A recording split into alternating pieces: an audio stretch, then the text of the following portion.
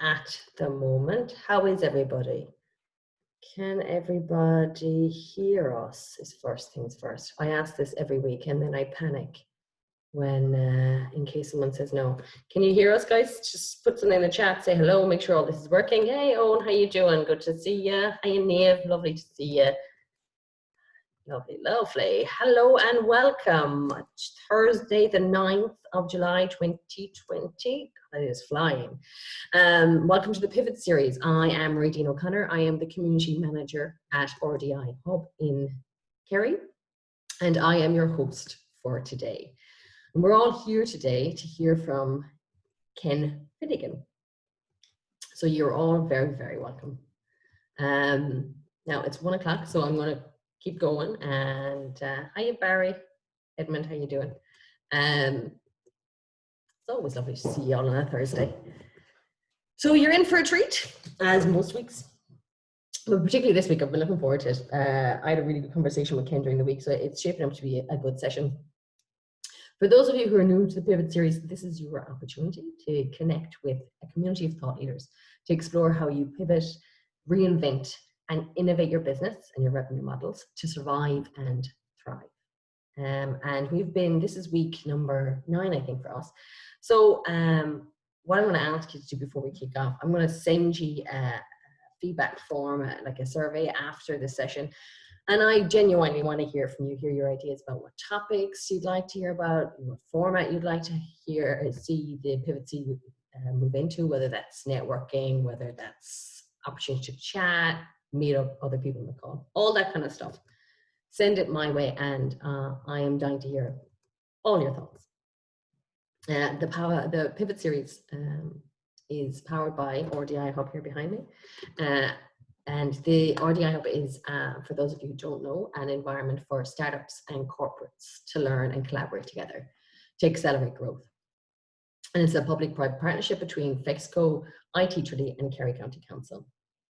And we are recruiting teams at the moment. So if you're a tech team and you're growing, you want a safe space for your team with top tech tools, great network of mentors, investors, wellness program, which is so important at the moment in the Southwest, drop me a line. I will pop my email in the chat.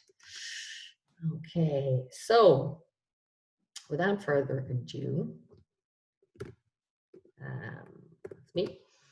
Ken Finnegan is the man of the moment. He is the CEO of Tangent, Trinity's idea space, and Ken's going to tell you a little bit about Tangent.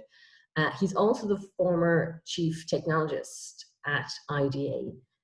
He's got global experience in research, development, and innovation. So all the things we like, specifically in the high value tech space. So AI, Internet of Things, data analytics, cybersecurity. And he regularly contributes to a variety of business journals, Silicon Republic, Irish Tech News. And I suppose quite importantly, he contributed to the national government policy with regard to emerging tech, identifying priority areas for innovation, which makes him a great man to talk to, really. So before I hand you over to Ken, we do something every week, which is kind of just a check in and get an information from the group here. And we use Menti to do that. I'm just going to share my screen for those of you who haven't used Menti before. We'll walk you through it. It's no bother. So what I'm asking you to do at the moment is to take out your phone, go to menti.com, and use the code 497056 and answer the question: what is the most important skill or characteristic needed to drive innovation? And I'm going to give little prompts here, because I think characteristics and skills sometimes we struggle a little bit with. So like things like positivity, creativity, design thinking, those kind of things. You know, they're your characteristics and your skills that potentially might be important to drive innovation. And they're the ones we go to automatically, but they're not necessarily the ones that will embed that information, that innovation. So you go to mensch.com, I'm going to give you a few minutes.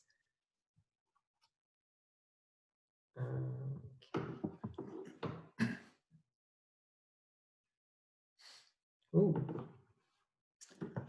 First one in, leadership, emotional intelligence. That's an interesting one for innovation, isn't it? Bravery, yeah. Curiosity, openness, side of the box. Communication, I think, for innovation cannot be underestimated. Resolve, belief, interest, team, process. That has come up so many times, like in the last few weeks in the Pivot series. The need for process behind any good innovation, that structured approach to rollout is so important. Funding, absolutely. Communication and cultures of communication, again, persistency, creativity is a strong one. And I think that's, it'll be interesting in the next couple of weeks because you see a really strong focus on output at the moment when we're all working remotely. But that like collaboration and creativity we can sometimes struggle with when we're all separated. So that'll be an interesting one to watch. Passion, risk taker, open-mindedness, leadership buy-in, absolutely. Investigation, yeah.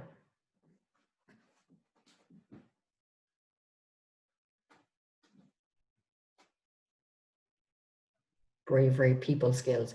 And that's, yeah, because we're talking about tech here, but ultimately it will come back down to people skills, right? Okay, I'm going to stop you there. And what I'm going to do is actually stop sharing. And so that was our question for today. What I might do actually after this session is share that with the team, with the group here. And I actually had another question. Can we find it now? Not enough, no. That was the key one. So I'm going to share that with you after the session. Okay, so lovely, right. Now, without further ado, Ken, I'm going to hand over to you because you are who everyone's here to hear from. Great, nice to be here on the Pivot series. Thanks a million, Rating. That was great. I loved that word cloud, emotional intelligence, bravery, creativity, persistence, leadership. They're all kind of like the characteristics that we want to see in an innovator. I was a little bit of background for you. I used to be the Chief Technologist in IDA, so about for 5 years, from around 2013 to 2018. I worked in IDA. It was a brilliant job, developing value propositions around technology, and I'll get into some of them in a moment, to kind of like demonstrate a capability that exists in Ireland and encouraging multinationals to come over to Ireland and create jobs and economic value for the country. At the same time, it was looking at working with companies that are already here, and ensuring their sustainability within Ireland. So essentially my KPI in IDA was getting companies involved in research, development, and innovation, and it was brilliant. A really wonderful job because you're looking at kind of like organizations that are ripe for progressing and implementation of new technologies, and I guess there's a great appetite out there for organizations to progress. So without further ado, what I'll do is I'll share my screen, and I'll talk about some of those technologies, and then I'll discuss kind of like my evolution into where I am now. I'm the CEO of Tangent, Trinity's Ideas Workspace. So working with a whole different cohort of individuals and organizations, but it's there's a lot of shared characteristics. Radine, host disabled, participant screen sharing. Can you give me access to share my screen, please? Oh, I'm the host now, okay. Okay, so I hope everybody can see my screen now. So yeah, so I guess when I was in IDA as chief technologist, you're wearing a lot of different hats. You're working with lots of different areas in terms of the identification of emerging trends.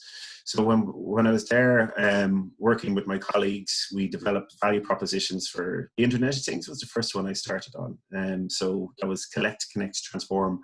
And we developed essentially kind of like an understanding of the ecosystem, an understanding of what skills were available out there, what research centres were engaged in what, and from a government perspective then looked at the funding that's available as well.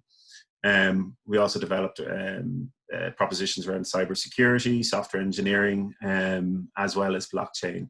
The one that I think has been most influential and changed the direction of my career, I'd say, in a way, has been around the development of artificial intelligence. So we took a slightly different approach when we were developing this proposition. We applied the design thinking methodology, which I'm sure a lot of listeners will be familiar with, to understand actually, as opposed to kind of like the government agencies saying, oh, this is Ireland's proposition when it comes to artificial intelligence. We convened a lot of IDA clients, a lot of startups. We brought in academics from across the country. We had the Irish military in the room. We even had the unions in the room. And we essentially asked them like some simple questions like, what makes Ireland great, and why would should we do in artificial intelligence? So that was in collaboration with Enterprise Ireland and Science Foundation as well. And from that, we got brilliant insights. The number one request from industry on the day was more skills. So we partnered with SkillsNet Ireland and developed the artificial intelligence MSc that's being delivered by the University of Limerick at the moment. And that was turned around. This meeting was held in May and it was launched in January the following year. So it kind of showed the agility I think that we were able to move at. But also it's been, as far as I understand, it's been the most successful SkillsNet program that they've delivered so far. So artificial intelligence has been something that we've been looking at from a national perspective and engaged from a government perspective, looking at policy and all these different aspects. On your screen now, I want to share, it's a slide that we developed when we were in IDA, just to kind of like talk about the evolution of technology in Ireland. Not necessarily specifically a tech trend, but I really like this because it demonstrates a pedigree and the heritage of technology in Ireland. So you can see in 1956, 64 years ago, IBM moved over here, followed by Ericsson, HP, etc. A lot of the jobs that those guys would have created back then would have been low-skilled manufacturing jobs, you know, packing computers and sending them off to different parts of the world. But like using IBM as an example, since then they've increased their capability in Ireland, and Dublin is the host to their only research and development hub outside of the States. They also employ 3,000 plus software engineers in IBM. So it's a great story, but it demonstrates, I guess, the evolution of an organization in Ireland and their ability to innovate and demonstrate value back to corporate. So if you look through the timeline, you see through the 70s and 80s, a lot of the really familiar names came to the country. What I really find interesting about this timeline is come around 2008, when the financial crisis was happening in Ireland, and if you go beyond 2008, what you notice is a lot of different type of organizations start moving into Ireland. So you've got financial services, you've got communications organizations, you've got consumer organizations. One of my favorites is, I remember having a meeting with Hugo Boss once upon a time, and I'm kind of like the chief technologist in IDA. What the hell am I having a conversation with Hugo Boss? And they were they're like, okay, we recognize Ireland has great tech talent, and there's an amazing history here. There's amazing skills in Ireland. We want to understand how we can develop our supply chain and other different technologies. So that idea of convergence. And I think that's the trend that we're seeing most at the moment. So I mentioned Internet of Things, artificial intelligence, cybersecurity.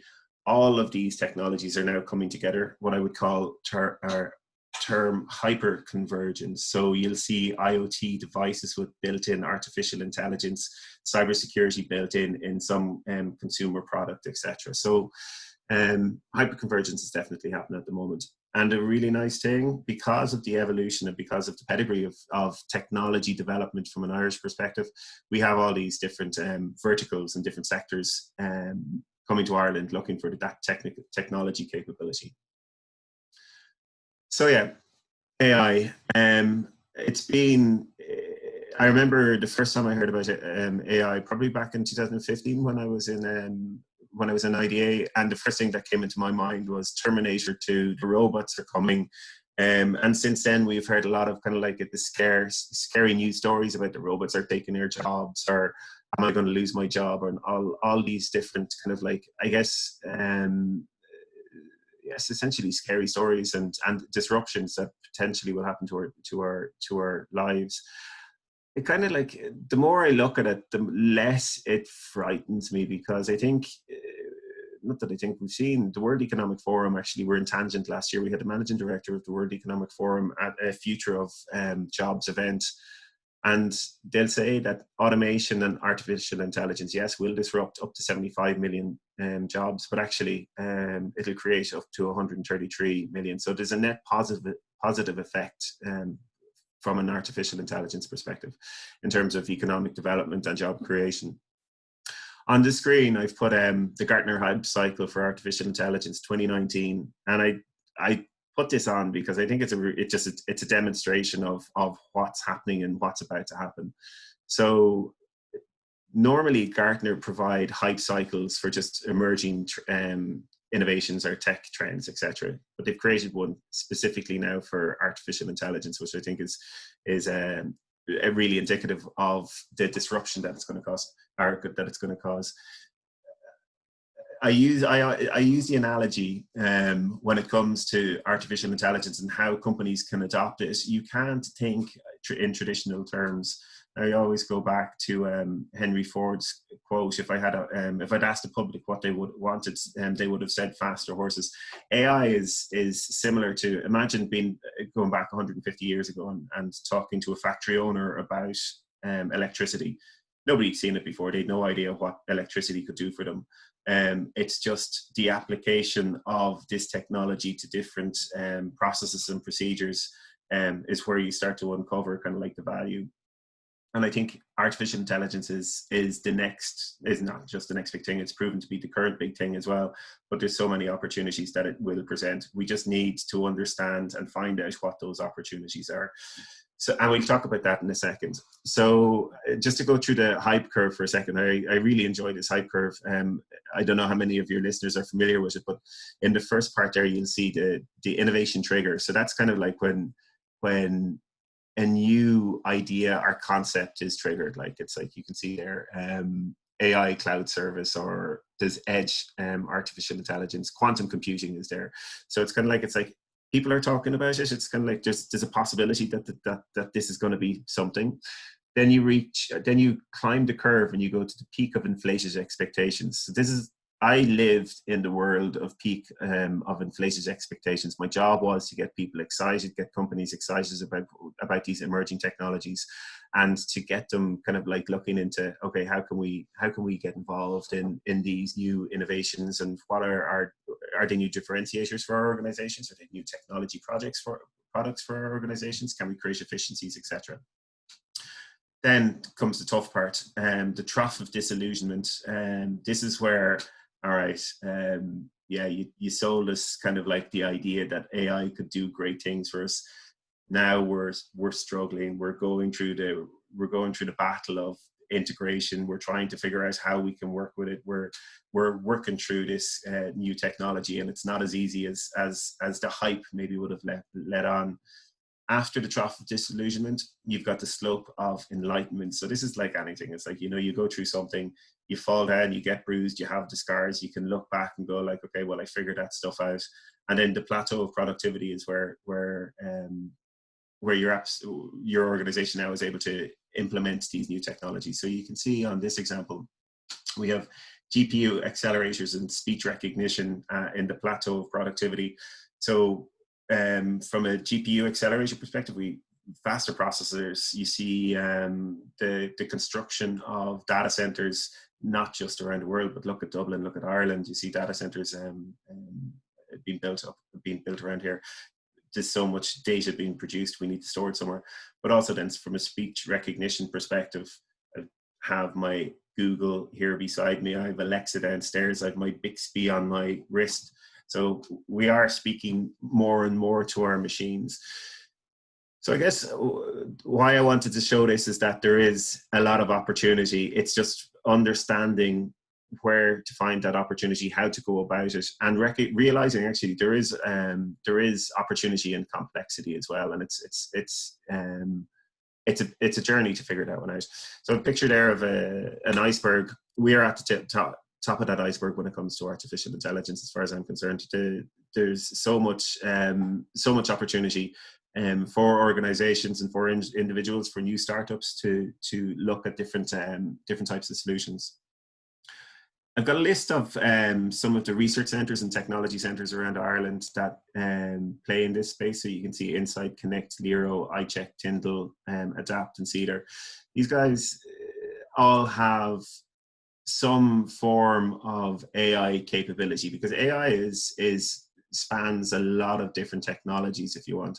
It's from voice recognition, deep learning, big data. There's natural language processing. There's a lot of different technologies. So, and it spans across a lot of different sectors as well. So there is good, really deep research in Ireland, and it's a good place to engage with, to understand and identify potential opportunities. I've also put our own logo in there, Tangent. We will be running an AI accelerator for early stage startups later on this year. So watch this space in terms of potential opportunities for early stage startups out there. So the innovation journey, we've talked a little bit about the tech trends, the idea of hyperconvergence, especially this the idea of artificial intelligence and the amount of opportunities there. So how do you go about it? Where do you start? This is a question that has come up time and time again. When I was in IDA, people would have ideas. They'd know the problems or have a fair idea of the problem that they wanted to solve in their organization, but they'd no idea where to start. So, okay, so you're not familiar with AI and you want to understand what's going on. So get familiar with it. There's plenty of resources right in front of you right now. You can log on.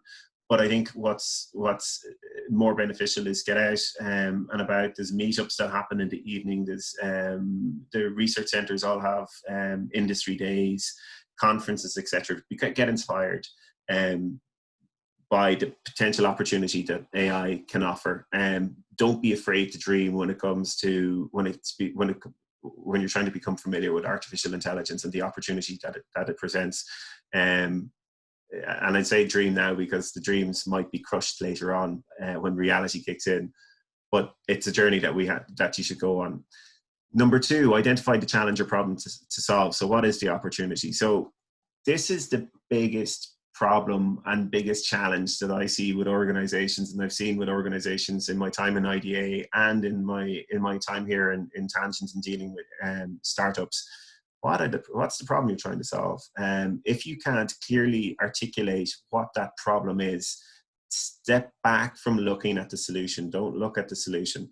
Go and engage. Like, one of the first things we do with our startups in Tangent actually is when they join our accelerators, is the first thing they're told is like, go and meet your potential customers. Find out if your solution, if what you're working on is if your potential customers will buy it. Because if you're working to solve a problem, that the problem just exists for you but not your customers, it's not going to end pretty. So my advice is use the likes of RDI Hub, the likes of Tangent, these innovation hubs to help and facilitate problem definition. Bring in as many people, bring in your customers, and really, really nail down a problem statement. Nail down the problem that you want to solve. I can't emphasize that as much as possible, because the earlier you identify exactly what you want to achieve, you have a clear vision of where you're going. And then that's when pivoting becomes really important, because if you know where you want to go, then you just, if a certain route doesn't work, then you pivot, move on to the next potential solution and route. Point 3 there is seek funding for feasibility. Now, this is I don't want to say a secret, but it gets really confusing at times for organizations and individuals out there.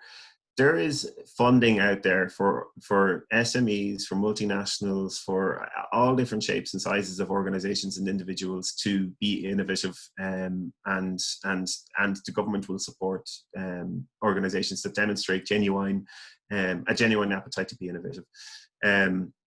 I'll talk about the funding in those options in a second. I have a slide, the next slide for that. But by seeking funding, and actually if you're successful in receiving funding, it's more than just funding that you're getting. You're getting external validation in terms of what you're doing, the product or service that you're trying to implement. You can go to your senior managers, your leadership team, and demonstrate, yes, look, it's like we've got support from IDA Enterprise Ireland, the local enterprise offices, etc. So it's more than just getting funding. When we talk about leadership buy-in at the very start, that's a good way to get leadership buy-in, is a demonstration that, yeah, look, we have a feasibility study that the government will help support us with. Once you've completed your feasibility, you got to make a decision. So yes, no, maybe. So yes, you know what, we're going to do a deep dive into this new product, technology, whatever it might be. No, well, actually, we've looked at it and it just doesn't make sense right now. Maybe our organization, it's just too soon for our organization. We need to mature our organization a little bit more. And then maybe could be, you know, we looked at it, it doesn't make sense for us to build it, but we found a third-party vendor that can actually provide a solution for us. So it's worthwhile. As I say, from a feasibility perspective, you can look at multiple different aspects. It's not just the technical feasibility, it's the marketing feasibility, it's the organization feasibility for in doing some of these projects. So yeah, so you decide to build, buy, integrate. So if you decide to build, buy, or integrate, what I suggest is start very small. I put the design thinking process there on the right hand side, actually, and you should be looking at the design thinking process. If you're not familiar with it, I'd recommend you become familiar. It's a really nice process for problem definition, ideation, looking at potential solutions, understanding what those potential solutions are, minimal viable products, creating small prototypes that are inexpensive, and testing those minimal viable products, and then iterate, go back over it again. I think it's it's the framework that hinges, that's the center of Tangents, to be honest with you, when it comes to innovation and entrepreneurship. Everything that we do and everything that we teach our students essentially rotates around the design thinking process. If you're not familiar with it, get in touch. RDI Hub have connections, Tangent, and deliver programs on this. So it's ubiquitous at the moment. And then seek support. RDI Hub, Tangent Hubs, tech centers, government agencies, your peer companies, your local enterprise offices. You don't have to go this alone. There is a lot of support out there, whether it's financial support, whether it's introductions to peer companies, whether it's introductions to academics, other entrepreneurs, VCs, etc. There's a lot of supports out there, and a lot of people want to assist. I do understand that one of the things when it comes to barriers to innovation is people will say time, but it's like anything. If you don't build time for innovation into your organizational strategy, it's not going to happen. So you need to be committed from that perspective. I move on to the next. So what are the barriers to innovation? And it's again, these things are obvious, and I know a lot of us can look at them going like, funding is there. So hopefully I've addressed kind of like some of the funding not challenges but questions there. Time, you got to build time into your strategy. If you genuinely want to innovate in your organization, you got to make the time. It's like going to the gym, it's like going for runs. It's you just got to do it, you know. Fear of the unknown. maybe your organization or you as an individual are kind of like have a good idea, but it's like, actually, where do I start, or how do I equip myself with the skills? So just as an example, from a tangent perspective, we do run courses in creativity, innovation, and entrepreneurship. And obviously we teach the hard skills like business case development, financial modeling, even from a design thinking perspective. But actually what's more interesting, and I think what a lot of our students get out of it, is that idea of overcoming fear. So the confidence to be able to pitch an idea to your boss, pitch an idea to your board, and just being able to stand up in front of any cohort of individuals and have a structured, you learn the skills how to structure your proposition or potential opportunity, looking at the return on investment, looking at the skills that may be needed, et cetera, et cetera. But once you kind of like have the courage, somebody had mentioned that the emotional intelligence and bravery, these are things that can be developed, and it's something from a tangent perspective that we very much focus on our students. We can we teach the skills, but it's the pushing people out of their comfort zone, getting up and pitching ideas and seeking investments, whether it's from your board, from your boss, from a VC, etc. So yeah, that's kind of like a whistle stop tour of innovation, and I guess like, I know I only touched on the very surface from an artificial intelligence perspective. There is a lot going on. There is a lot of opportunity there. I mentioned, I'll just give it kind of like a brief introduction while I'm here, just from about tangent. So we are Trinity's Ideas Workspace. We're a young organization. We're less than 2 years of age. And Trinity is recognized for #1 university for producing student entrepreneurs. This is the 5th year in a row. How that's measured is the amount of graduates from Trinity that have raised funding for organizations. So some examples would be Intercom, for example, a really famous Irish company. 23andMe has a Trinity grad as a founder. They're I don't know if you're familiar with 23andMe. You take a sample of your saliva, you put it in a jar, send it away, and they'll tell you that you're half Polish, 25% Italian, and whatever different denominations you might be. And then finally, just as actually the second to last slide, as I mentioned, we'd be running an accelerator later on in the year. And accelerators are confusing things. They're different things to different people. But I think you can, if you have ideas, you should definitely, and if you're an early stage startup, look at this accelerator ecosystem across Ireland and Europe and the world. What an accelerator provides is funding, first of all. So we've got, on our student accelerator at the moment, we've got 10 companies. We provide 10,000 euros per company, but also you get the mentorship, you get the inspirational talkers, you get the legal advice, you get the how to set corporate strategy or your company strategy, lots of different real things to help kind of like take that idea and start up your company. We educate Trinity students, of course, but actually Trinity students probably make up about 20% of our students. We work with companies from all across the country and individuals from all across the country as well. And I won't talk too much about any more of our impact, apart from 60 million, one of our student companies raised last Christmas when they sold, and it's an AI company actually. There's our accelerator model. What I'll do is I'll share these slides with Radine, and if anybody's interested in taking a look, or if you're interested in having a chat with me, please feel free to get in touch. It's ken.finnegan at tcd.ie. Now, I'm happy to unshare my screen and discuss and take questions. Thank you, Ken. And the questions have been coming in quite quickly, so I'm going to go straight to them because there are some very good questions. Barry, you have a great question. Barry O'Sullivan. Now, I will take my... It's Barry O'Sullivan, Professor Barry O'Sullivan in UCC. We'll find out in 2 minutes because hopefully Barry will come back up and talk to us. Let me just take those controls back, and Barry, you've had loads of time now to prep that question, but I think it's a very good one. So Barry, if you want to unmute yourself and ask your question. Ken, yes, Barry, and unfortunately not Barry O'Sullivan from UCC in Cork, but Barry O'Sullivan from Kerry. Barry O'Sullivan, good to meet you. There's a lot of Barry O'Sullivans around the country that I've worked with in the past, but lovely to meet you.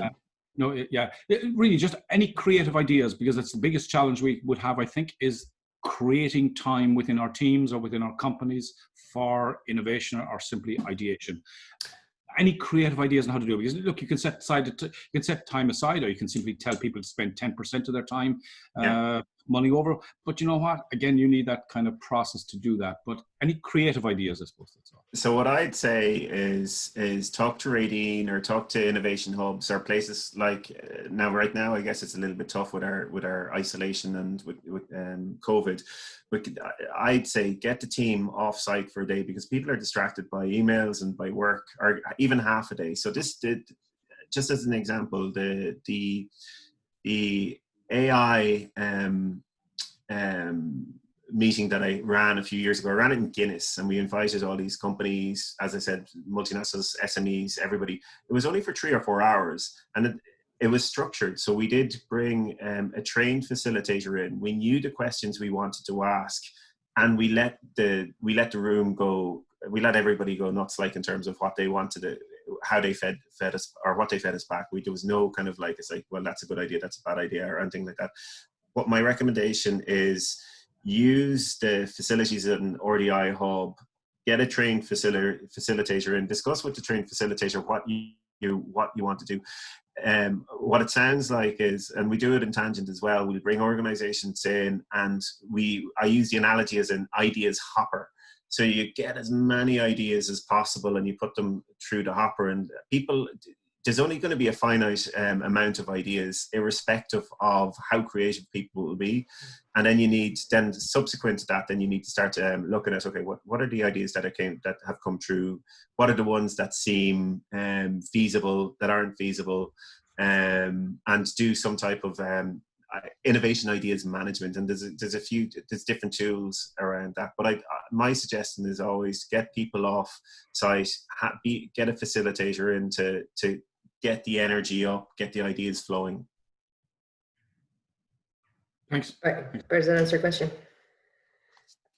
I honestly think, Barry, that it's a question that a lot of people struggle with, and that offsite's really important, but then the connection, the headspace for things like, who are the researchers I should be working with? Where do I go for funding? How do I manage that funding? And you can't do that in isolation, because you run out of steam, because there's this person that is coming up with this idea also has a day job, right? So that's why I think something genuinely like a partner that can show you the ropes and the pathway to that innovation you're not figuring out on your own is so important. Because otherwise you lose it. It does need to have that very strong process behind it, because we've all done the ad hoc days out and whatever, but it falls apart right after that. You need to have you need to have a plan in place. And what Radine said there as well, and I mentioned it in the presentation, there are lots of supports out there. So you might need to spend a few quid on facilitation, but when the ideas start coming through, then that you have kind of like your raw material. I'll always talk about ideas being our raw material in Tangent. If without ideas we wouldn't exist, But once you have kind of like a little bit of a framework to go to the IDA or go to the Enterprise Ireland DAs or your local enterprise offices, they can open doors and point you in the right direction. You will reach a certain point in terms of how far you can go yourself. But that's, to be honest with you, I think once the agencies see that you're putting this effort in, they're very supportive of kind of like helping you on that journey. Thank you. Thanks, Ken. That was a great question, and I think it's something that so many people will relate to, because we've all done the offsites. It's getting the momentum behind it, So let me see now. Who is our next question that will be coming in here? Another Barry O'Dowd. You have a question, again, very relevant, specifically around the AI. So 2 Barrys in a row. Barry O'Dowd, how are you? You have a question for Ken. Hi, yeah, quick one for you, Ken. You're looking great. You're very color-coded there. Thanks very much, Barry. A long time no see as well. Listen, who do you rate as the players, the movers and shakers in the space globally at the moment? Well, that's a kind of like a loaded question that you're giving me there. Like, you know what? I'm going to talk about Ireland for a second. Can I? Because I think, like, no, not meant to be loaded now. Go on. Yeah, no. Well, it's a loaded question. If I kind of like, I think I'm going to be very kind of proud of our country, because we're doing so well in terms of the companies that are here, multinationals, but also the startup scene in Ireland is amazing. Like, I'll mention some of the names. So I mentioned a company that started off in Tangent, actually, on our student accelerator 7 years ago. Artomatics. They sold for 60 million over just 6 months ago. I can't remember the name of the company that bought them, which I should have now. But you'll see Soapbox Labs, brilliant example of an Irish company. Patricia Scanlon is the CEO there, and children's voice recognition software, artificial intelligence. They are the leaders in the world, and it's just good story from good story to good story. Microsoft are partnering with them. They're world leaders in this area, and a real inspirational organization to look towards. Altada down in Cork as well is another. It's Alan Betchner. It's another great organization. They're taking the world by storm at the moment as well, around GDPR compliance and using artificial intelligence around the organization of data. Who else? Intercom, like, big name. Actually, the reason why Trinity is the #1 university for student entrepreneurship is obviously a lot of different companies coming together, but Intercom have raised, I think it's 3 billion over the past few years in terms of funding. So, like, we don't have to look too far away from outside of the islands to see who some of the leaders are. And I don't know if I mentioned it in the presentation, but the south of Ireland, there's when it comes to artificial intelligence, it's got genuine intelligence as well as pedigree and artificial intelligence. George Boole from UCC, and then you have John McCarthy, of course, from Croman, the man who termed artificial intelligence. So, you know, like, look in Ireland, and we'll see kind of like we can be inspired by our neighbours, essentially. Yeah. Does that I don't know if that answers your question. I'll give you one or two other examples, because there's a lot of them. Neuritas is another example of a life sciences company that are using artificial intelligence to identify peptides. Now, I am not a life science aficionado, but they're identifying essentially different types of peptides, which are some type of structures, amino structures, and they're using they're analyzing these peptides, if you want, and looking for new ingredients, essentially, for food, for cosmetics, for a range of different products and services. They're global leaders at the moment as well. Great, enjoyed that. That's great. Yeah. Hope you're doing well, Barry. Yep. Thanks. Barry, thank you for that. Kane, you're up next. Question-wise, I have a question. In the quantum computing space, who's the ones to watch? Here, quantum computing. It's. I didn't get into it. It was a little bit before I left IDA, but I know the main player in quantum computing at the moment would be IBM. They were the movers and shakers. If you saw that graph, the Gartner hype cycle, quantum computing, it's on its way up. It's gaining the hype. You'll hear a lot more about it, but I think we're still a good bit away. We're still a good few years away from quantum computing becoming some type of reality, but I stand to be corrected. Cool. Ken, you're up next. Your question, if you're happy to come up. Thanks, Phil. Yeah, it's Ken Armstrong, business analyst in Fexco. So how important do you think it is to listen to everybody, top to bottom, in your organization to discover the potential customer pain points? Especially to create that funnel of innovation, because it's usually the guys on the front line that see and then we need to interpret that into innovation. Yeah, look, I think it's a great question, because it's as I mentioned on our accelerators, it's the first thing that we do with our companies, with our startups, is like, essentially, we're not saying we're not going to help you grow unless you do this, but it's like, go out and prove to us that you are solving a problem that your customers are experiencing. So the guys on the front line, like they're the people that you need to engage with, because they're the ones that are experiencing the pain on a daily basis. You know, if you have a senior executive within a corner office, kind of like, hey, it's a great solution, let's work on this, you know, it's like they're not feeling the pain every day. Like, we'll talk about, you see this idea, and again, I talked about hyperconvergence, but it's also hyperconvergence across different sectors and technology. So for example, you're talking about from a financial services perspective there, but if you look at health, it's like, you're not going to have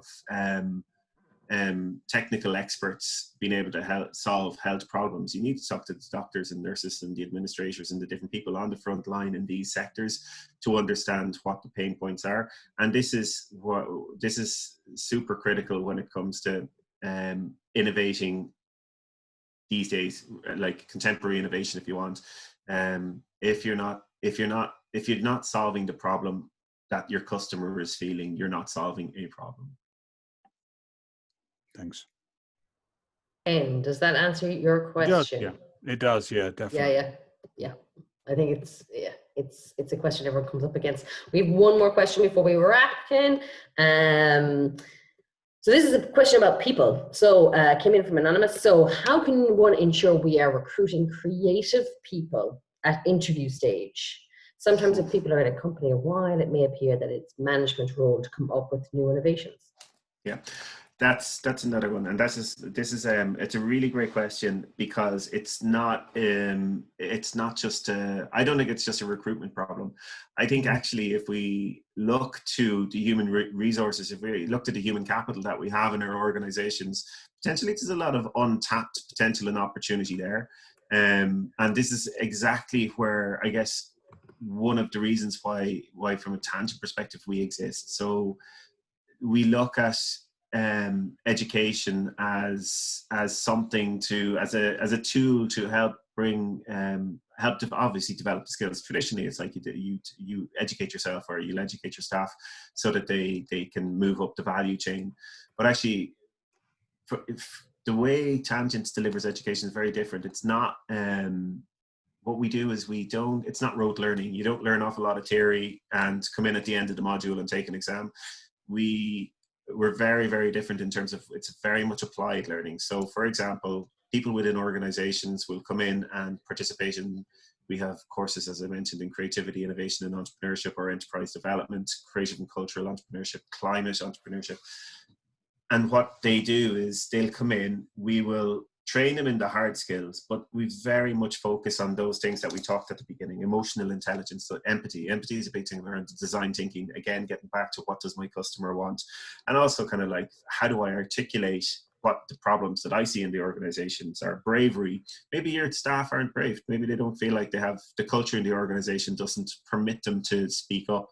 And maybe look at kind of like, how can we potentially change the culture?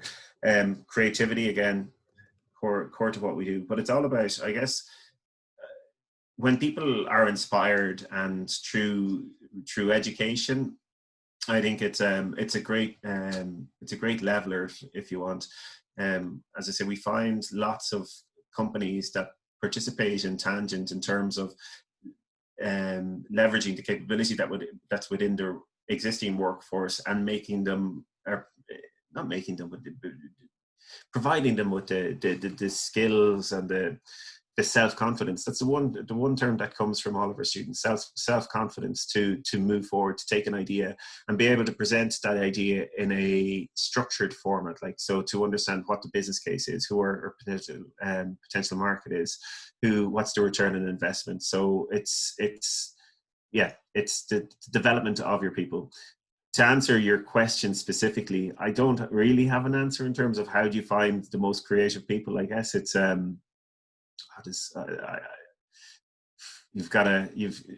my recommendation is definitely speak or engage with engage with the third level institutions, universities, and the likes of ourselves, the RDI Hub.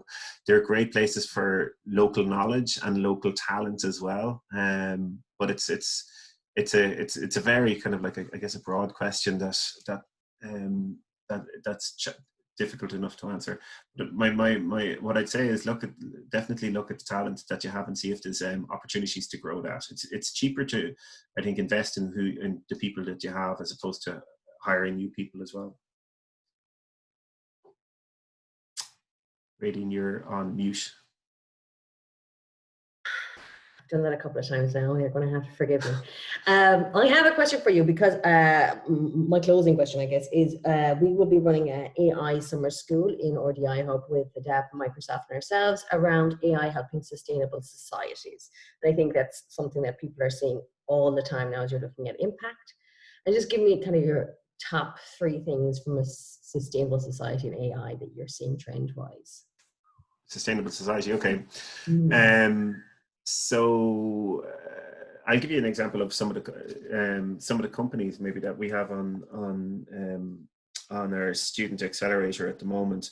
And I'm trying to, I actually don't know if there's artificial intelligence integrated into some of these organizations, but so for example, ReZero is an organization that is developing single-use plastic technologies that to ensure that we are not destroying the earth through throwaway plastics and all that kind of stuff.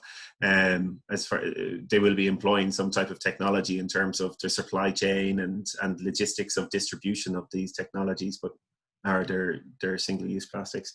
I guess the most famous sustainable organization that's come from us has been Food Cloud. So I don't know if people are familiar with Food Cloud. It was set up by a lady called Iseult Ward. Iseult sits on the board of Tangent, the first winner of Launchbox, the Student Accelerator, back in 2013. And it's an amazing organization. They take unused food from supermarkets across the UK and Ireland, bring it to a central sorting place and redistribute it to charities across the UK and Ireland. They feed one person every 2 seconds with food that would have been essentially dumped from supermarkets, and they employ, again, they need sophisticated technology and I don't know, really creative innovations in terms of the distribution and collection of these of this food. And a really interesting one. I was talking to this team the other day, and they're giving me their pitch, and they're called Eve, and they gave me their pitch. They're like, okay, we're Uber, and imagine if Uber and Airbnb had a baby. So what they're using is technology to identify where charging points for electric vehicles are that aren't in the public domain. So like private restaurants or private homes or private locations, businesses, where the public can essentially go and plug their electric car in. So again, using sophisticated technology to identify these locations. That is my favorite pitch of the week, officially. They're the ones you remember. They're the ones you remember, right? All in one sentence. Brilliant. Ken, thank you so much. You have been a pleasure to have on, I have to say, and I'm world of knowledge and very generous with that information, which is so important. So big thank you to you, and big thank you to everybody on this session who was engaged, chatting, got involved in the work cloud, all that kind of stuff. I will send you some the slides after this session. We also actually just, so you know, Barry, Dave just sent across an iOS innovation management guidance standard stuff that I will share with you as well. Next week we'll be joined by Kingsley Aikens. I don't know, does everybody know him, but he's the CEO of the Networking Institute. I'm a big fan of his. He is the man to talk to when you want to build out your network, and the network is so important right now, but I haven't met anyone recently that's particularly good at networking. He's a great guy. We had him on Tangent TV recently. Brilliant. Yeah, he's speaker. Excellent. So I'm really looking forward to that session. I've just popped it in the chat, so if you want to sign up, it'll be a session about how do you network and a really practical guide to doing it without actually I'm not going to say we're not going to force anyone to network, but you know, we'll give you the guide and we'll start from there. That's it for this week. We will see you all again next week, hopefully. Again, big thank you to everyone. Have a lovely weekend. It's supposed to be sunny, so enjoy it. Take care. Bye-bye. Thanks. Bye.